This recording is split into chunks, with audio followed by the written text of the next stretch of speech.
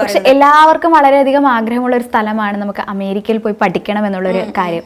അവിടുത്തെ ആ ഒരു ആംബിയൻസ് ഇഷ്ടപ്പെടുന്നവർ, അല്ലെങ്കിൽ അവിടുത്തെ ജീവിതശൈലി ഇഷ്ടപ്പെടുന്നവർ, അവിടുത്തെ മറ്റു കാര്യങ്ങൾ ഇഷ്ടപ്പെടുന്ന അവർക്ക് എല്ലാവർക്കും ഒരു വെല്ലുവിളിയാണ് ഇപ്പോൾ ഈ ഒരു ട്രംപിന്റെ ഈ ഒരു നയം നൽകുന്നത്. എനിക്ക് തോന്നുന്നു ഇത് ശരിക്കും ട്രംപിന്റെ ഒരു കുതന്ത്രം തന്നെയാണെന്ന് നമുക്ക് പറയാം. അദ്ദേഹം മുന്നേയും മറ്റു പല രാജ്യങ്ങൾക്കും അദ്ദേഹം അധികാരമേറ്റ സമയത്ത് താരിഫ് നയങ്ങളായാലും അല്ലെങ്കിൽ മറ്റു പലതരത്തിലും ബാക്കിയുള്ള രാജ്യങ്ങളെ വളരെയധികം വെല്ലുവിളിക്കുന്ന രീതിയിലായിരുന്നു അദ്ദേഹം നടത്തിയിട്ടുള്ളത്. ഓരോ തീരുമാനങ്ങളും അത്തരത്തിലായിരുന്നു. അപ്പൊ ഇതിപ്പോ ഇന്ത്യനെ ലക്ഷ്യമിട്ടുകൊണ്ടാണെന്ന് നമുക്ക് പറയാം. ഇന്ത്യനെ മാത്രമല്ല മറ്റു രാജ്യങ്ങളിൽ നിന്നും കുട്ടികൾ അവിടെ പഠനത്തിന് വരാറുണ്ട്. അപ്പൊ അവരുടെ സ്കോളർഷിപ്പ് നിലനിർത്തുക എന്ന് പറയുമ്പോൾ അവരുടെ പഠനം തന്നെയാണ് അവിടെ ഇല്ലാതാവാൻ പോകുന്നത്. കാരണം അവിടെ അവർക്ക് നിന്ന് പോകണമെങ്കിൽ അവർ ഓൾറെഡി എന്തെങ്കിലും പാർട്ട് ടൈം ജോബും കൂടി ചെയ്യുന്നുണ്ടാവും. എന്നിട്ടും കൂടി പറ്റാത്തവരെ അതിന്റെ കൂടെ തന്നെയാണ് അവർക്ക് ഈ സ്കോളർഷിപ്പ് ഇല്ലാതെ അവർക്ക് പറ്റില്ല.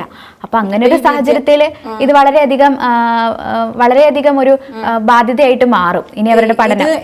നമ്മളിപ്പോ വിദ്യാർത്ഥികളുടെ കാര്യം പറയുമ്പോൾ ഈ വിദ്യാർത്ഥികൾ എന്ന് പറയുമ്പോൾ അവരുടെ ആ ഫാമിലിയും കൂടി ഇത് എഫക്ട് ചെയ്യും. അപ്പോൾ വിദ്യാർത്ഥികളെയും അവരുടെ എഡ്യൂക്കേഷനെ ഇത് ബാധിക്കുന്നുണ്ട്, അതുപോലെ തന്നെ അവരുടെ ആ ഒരു ഫാമിലിയും കൂടെ ഇത് ബാധിക്കും എന്നുള്ളതാണ് നമ്മളെ സംബന്ധിച്ച് വലിയൊരു കാര്യം എന്ന് പറയുന്നത്. അത് വലിയൊരു പ്രതിസന്ധി തന്നെയാണ്.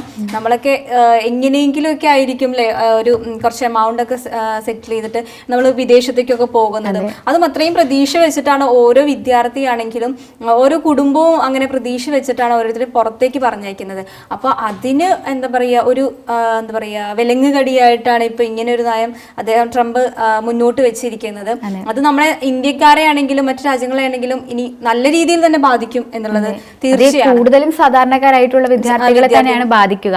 അവരിനി എന്ത് ചെയ്യും എന്നുള്ളൊരു ക്വസ്റ്റ്യൻ ആണ് വളരെയധികം ഇങ്ങനെ മുഴങ്ങി നിൽക്കാൻ പോകുക. ഈ ട്രംപിന്റെ നയങ്ങളാണെങ്കിലും പെട്ടെന്നായിരിക്കും അദ്ദേഹം ഓരോ തീരുമാനങ്ങളും എടുക്കുന്നത്. പക്ഷെ അദ്ദേഹം വളരെ വെൽ പ്ലാൻഡ് ആയിട്ടാണ് കാര്യങ്ങൾ ചെയ്യുന്നത്. മുന്നേ ആൾ ഇതിനെ കുറിച്ചിട്ടൊന്ന് മനസ്സിലാക്കി വെച്ചിരിക്കും. ഇതിപ്പോ ചെയ്തേക്കുന്നത് തന്നെ ബാക്കിയുള്ള സാമ്പത്തിക ഘടകങ്ങളോ അല്ലെങ്കിൽ അമേരിക്ക ഓൾറെഡി ഒന്ന് സാമ്പത്തിക മാന്ദ്യത്തിലാണ് എന്നൊരു വാർത്ത വന്നിരുന്നു. അപ്പൊ അതൊക്കെ പരിഹരിക്കാൻ വേണ്ടിയിട്ടാണ് ഇപ്പൊ ഇങ്ങനെ ഒരു തീരുമാനം എടുത്തിരിക്കുന്നത്.